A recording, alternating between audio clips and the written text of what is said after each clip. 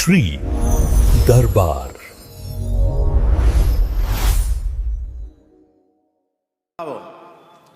रामचरितमानस में गोस्वामी जी से अछूते रह गए थे, उन भावों को व्यक्त किया है गीतावली में गोस्वामी तुलसीदास जी ने। और हम फिर स्मरण करा में व्यास जी, यह एकमात्र भक्ति साहित्य का ऐसा ग्रंथ है जिसे ठाकुर जी ने अपने कंठ से गाया है। चित्रकूट गोस्वामी जी विराज रहे थे, मौनी अमावस्या को प्रभु ने दर्शन दिया है और उस समय तुलसीदास जी ने कहा कि आप लोग बड़े सुंदर तो हैं, आपका कंठ भी बहुत सुंदर है, बहुत मीठा बोलते हैं, आप कुछ गाएं तो बहुत अच्छे लगे। बाबा कोई पद हमको भी सुनते, आप कुछ पद लिखते हैं, हमको भी कोई पद लिख के दे दो, हम भी कुछ गाएंगे। ठीक है, तो बस पद लिख करके दे दिए।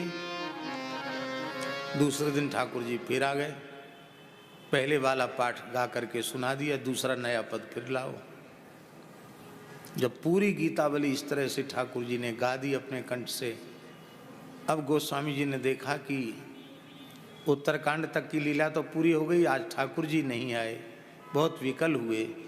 तब श्री ठाकुर जी ने कहा गीतावली प्रकट कराने के लिए और उसे अपने कंठ से अपनी लीला खुद गाने के लिए मैं ही आ रहा था। सरकार ने जैसे गीत गोविंद स्वयं जगन्नाथ जी ने गाया है, ऐसे ही गीतावली को स्वयं श्री सरकार ने गाया है, श्री राम लक्ष्मण ने गाया है। रामायण तो कुशलभ ने गाई है, पर गीतावली स्वयं राम लक्ष्मण ने गाई है, ऐसा अद्भुत है। अब हम लोग स्मरण कर रहे हैं, गोपियां परस्पर मन में विचार करती हैं कि जैसी मधुर लीलाएं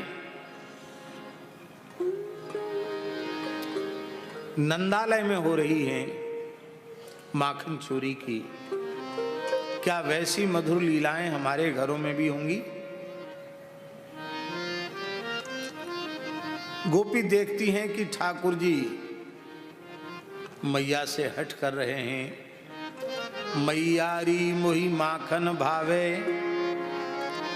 जो मेवा पकवान कहत तू मोही नहीं रुचि आवे। ब्रज जुवती एक पाछे ठाड़ी, सुनत श्याम की बात, मन मन कहत कबहू अपने घर, देखो माखन खात। बैठे जाय मथनिया के ढिंग, मैं तब रहूं छिपानी, सूरदास प्रभु अंतर जामी, ग्वालिन मन की जानी।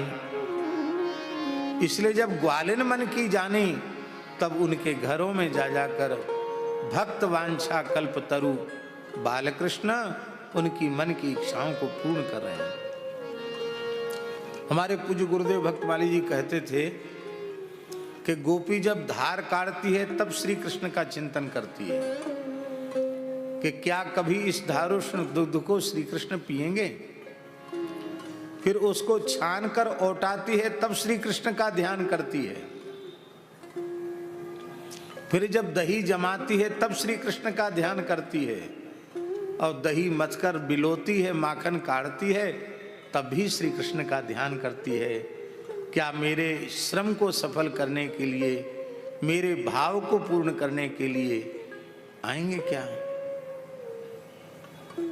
हमारे यहाँ ब्रज में व्यास जी बहुत प्रसिद्ध पद है, उस पद को हम नहीं गाएंगे, केवल एक पंक्ति बोलेंगे।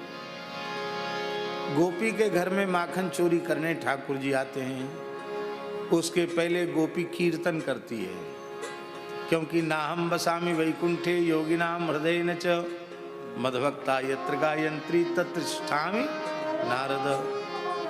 इसलिए गोपी कीर्तन करती, आज मेरे अंगना आओ नंद लाल चले, आओ गोपाल दर्शन की प्यासी गुजरिया श्याम। आज मेरे अंगना अंगना में आओ नंदलाल चले आओ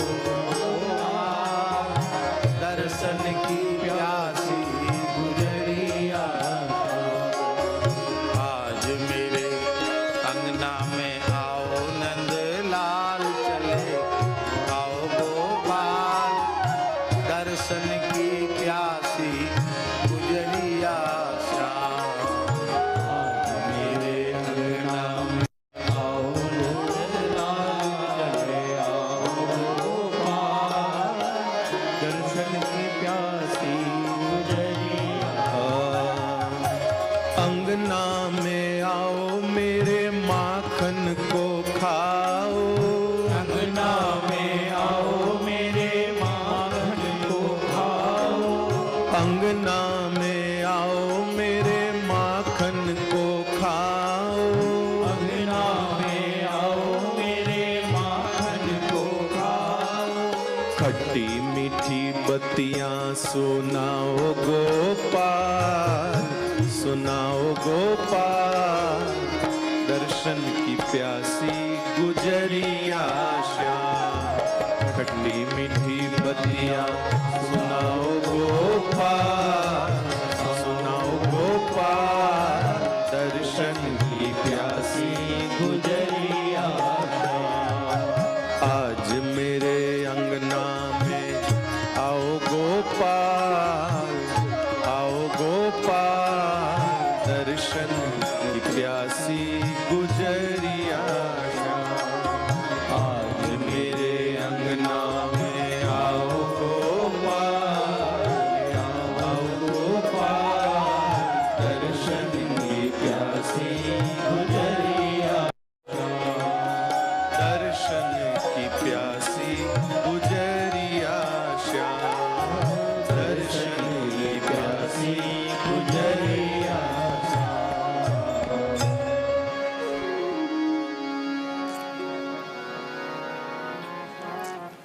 वत्सान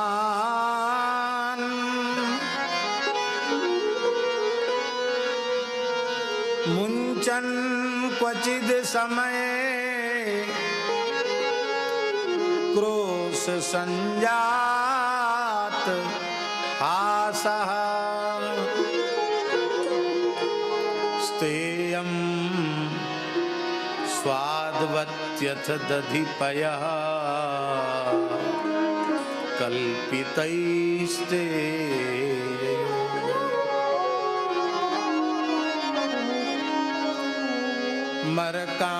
मरकान् भोक्ष्यन् बिभजति सचेन्नात्ति भाण्डं भिनत्ति द्रव्यालाभे सगृह कुपितो यात्युपक्रोश्यतो काम वस्तुतः ये लीला वर्णन नहीं है, ये लीला वर्णन की सूत्रावली है। एक एक वाक्य में अनेक अनेक लीलाएं हैं और ये शिकायत है।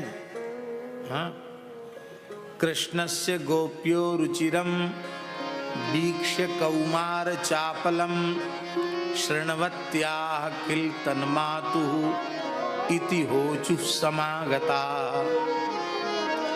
इतिहास समागता ऊचुः। वो आकर के कहती हैं, शिकायत करने के बहाने से आती हैं। शिकायत करना मुख्य नहीं है व्यास जी, बाल कृष्ण का दर्शन ही मुख्य है। शिकायत का तो बहाना है, बाल कृष्ण को देखना चाहती हैं। अब बार बार पहुंचेंगी तो मैया पूछेगी अब कौन सा काम रहेगा, काहे के लिए आई है? तब लाला की शिकायत लेके आई हूं। पहली लीला वत्सान मुंचन क्वचिद असमये, क्वचित असमये एव वत्सान मुंचन। सरलार्थ तो यही है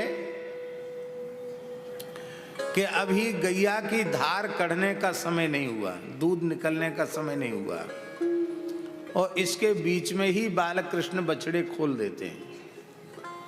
मैया हमारे गोष्ठ में तो धार कड़वे थे, पहले आने सबरे बछड़ा खोल दिए और बछड़ा अपनी अपनी गैयान को दूध पी गए।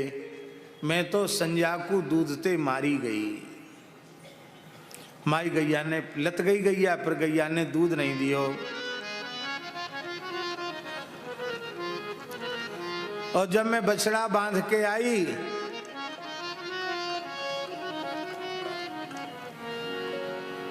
और मैं डांटने लगी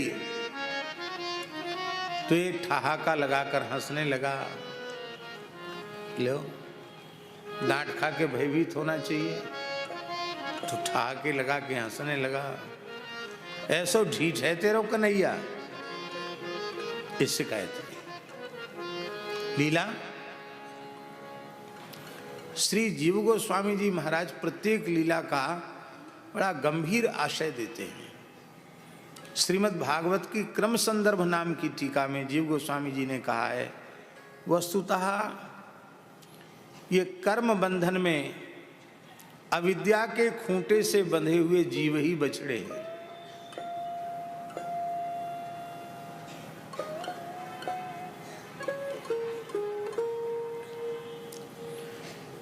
और अभी इनके प्राक्तन शरीरों के कर्म ऐसे हैं कि अभी पता नहीं कितने युगों कल्पों तक इनको संस्कृति के चक्र में पड़े रहना है।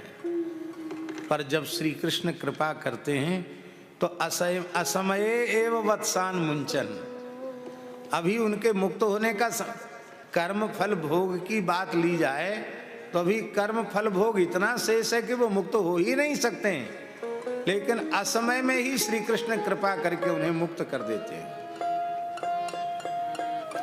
कर्म बंधन से मुक्त कर देते हैं, अविद्या के खूंटे से अलग कर देते हैं। और एक बड़ी विचित्र बात है, स्वयं नहीं करते हैं, खुद खूंटा खोलने किसी का नहीं जाते हैं।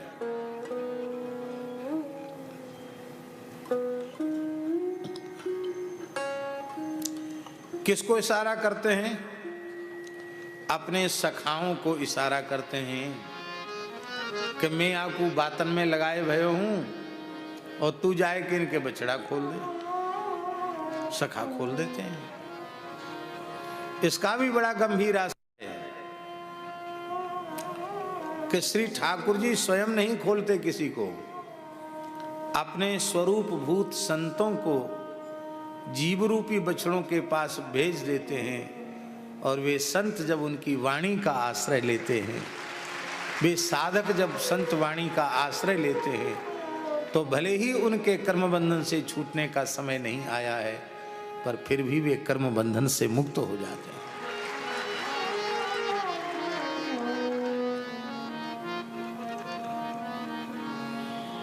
एक गोपी के घर में ठाकुर जी माखन चोरी करवे गए। लीला ये है, गोपी ने माखन के भांड को ओखली में रख लिया और ऊपर मूढ़ा रख दिया, आसन डाल के बैठ गई। और बालकृष्ण प्रभु अपने सखाओं के सहित पधारे तो गोपी ने कही, आओ आओ लाल जी पधारो। या गोपी के घर को कृतार्थ करवे आए हो, हमारे सुमिष्ट माखन को भोग लगाए हुए आए हो, मैं जानू हूं तुम चोरी करते भये गोपिन के घरन में डोलो। पर देखो लाल जी, या में चोरी करवे की कोई बात ना है, ये घर तुम्हारो ही है और हमने बहुत ही सुंदर माखन निकास्यो है। बस बात ये है, माखन खोजनो पड़ेगो। तो श्री ठाकुर जी पूरे घर में घूम आए, कहीं मक्खन नहीं, छींका खाली पड़ा। छींका जानते हो ना, संस्कृत में शिक्यम कहते हैं, हिंदी में छींका कहते हैं। यहाँ क्या कहते हैं राजस्थान में? यहाँ भी छींका ही बोलते हैं वैसी। छींका खाली पड़ा। ठाकुर जी को सुगंध आई, बोले सुगंध तो यहां से आ रही जहां ये बैठी है, और बात कर रही है घर में खोज लो। ये बैठी बैठी क्यों बतराए रही है, ठाड़ी क्यों नहीं भई? तो श्री ठाकुर जी ने सखाओं को इशारे से कह दिया, खोल दो इसके बछड़े। सखाओं ने जैसे ही बछड़ों को खोला, बछड़े उछल करके गौशाला में जाके गैयान को दूध पीवे लग गए। ठाकुर जी ताली बजा बजा के नाचने लगे। लो, इतनी ताली बजाओगे तो चोर भाग जाएगा। ठाकुर जी नाचने लगे और बोले, देख ले, तू यहाँ बैठी बैठी बातने बना रही है और तेरे बछड़ा बछिया सब खुल के गैयान को दूध पी रहे हैं। वो जैसी बछड़ा बछिया बांधने दौड़ी, ठाकुर जी ने मूढ़ा उठाया, उस पर विराजमान हो गए, माखन की मटकी गोद में पधरा ली और प्रेम से माखन भोग लगाने लगे। और सखा आ गए तुरंत। सखा थोड़ी वहां ठाड़े रहे क्योंकि मार पड़ेगी, वो तो खोल के तुरंत आ गए, सखाओं को माखन खिलाने लगे। वहां से दौड़ के आई, तब तक तो बछड़े दूध पी चुके थे। यहाँ माखन खाते हुए सखाओं के सहित बाल कृष्ण को देखा तो भीतर से तो बहुत प्रसन्न है कि आज हमारा श्रम सफल हुआ, आज मेरे भाव की पूर्ति हुई। पर प्रेम दिखाने की वस्तु नहीं है, प्रेम छिपाने की वस्तु है। तो अंतःकरण में प्रेम को तो छिपा लिया गोपी ने, ऊपर से बनावटी रोष करके कह रही है, सेंत मेंत में माखन आवे, दूध काड़वी में गैयन की लात खानी पड़े, गैयान की सेवा करनी पड़े, गैया चरानी पड़े, कितनो श्रम करना पड़े गोपालन में, और फिर दूध ओटाए के जमानो पड़े, और फिर जब जम जाए दही तो दही मथवे में एड़ी चोटी को पसीना एक करना पड़े, दुल्लर ते तिल्लर है जाऊं तब जाए कि नेक सो माखन निकसे। इतेक श्रम सो प्राप्त माखन तेने लुटाए दियो तो लुटाए दियो, पर हमारी गैया दूध से चली गई। ठाकुर जी कहते, हंस हंस के बोलते हैं, देख ले गोपी, तू प्रेम ते आसन डार के जिमाए देती तो कम से कम संजा को तेरी गैया दूध तो दे देती। पर जो जीव हमारे संग चतुराई खेले ना, बाकी चतुराई को फल बाकू यही मिले। बोलो भक्तवत्सल भगवान की जय। मधुर मधुर लीलाएं करते हैं। स्तेयं स्वादवत्यथ दधिपया, यहाँ जो स्वादवत विशेषण जो है ना, स्वादिष्ट, ये विशेषण सबके साथ है। नवनीत के साथ भी है, दही के साथ भी है, दूध के साथ भी है। और ये स्वाद, व्यास जी, वेद लक्षणा विशुद्ध भारतीय देसी गाय के गव्य पदार्थ का स्वाद तो अपने आप में अलौकिक अद्भुत होता ही है, उसमें कोई संदेह नहीं है।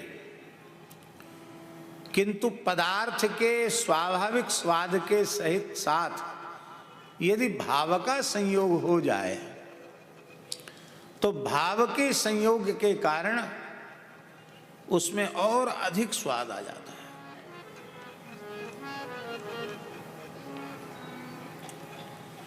बुंदेलखंड में एक गांव है, उस गांव का नाम है बराना। वहाँ पूज्य गुरुदेव भक्तमाली जी महाराज बहुत पधारते थे। वहाँ ठाकुर श्री मुरली मनोहर जी का मंदिर है पहाड़ के ऊपर। महाराज जी के छोटे गुरु भाई पूज्य श्री महंत श्री शिवनंदन दास जी महाराज निर्वाणी अनी अखाड़े के श्री महंत हनुमानगढ़ी के थे, उनका वो स्थान था। वहाँ महाराज जी वर्ष में एक बार दो बार जरूर जाते थे और 20-20 दिन रुकते थे वहाँ। जंगल, पहाड़, विशाल तालाब,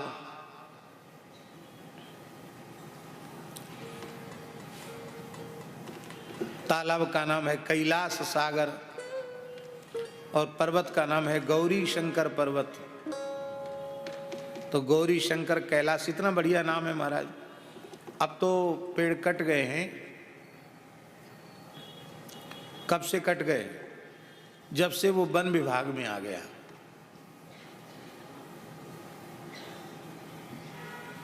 जब तक वो पहाड़ वन विभाग में नहीं था तब तक वहां हजारों की संख्या में बिल्व के वृक्ष थे, स्वाभाविक।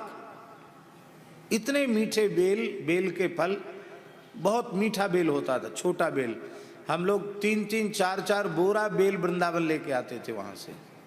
पूरी गर्मी भर शरबत बनता था, बेल का शरबत। छोटा होता था फल लेकिन बहुत मीठा, अत्यंत मधुर। वहां तो ऊपर गाय रहती थी तो बेल तोड़ तोड़ करके सब गायों को खिलाते थे। उनको गाय भी ऐसी पुष्ट रहती थी। तो कुछ स्वाभाविक कोई विशेषता होगी उस पर्वत की कि उस पर हम समझते हैं कि हमने जो देखा है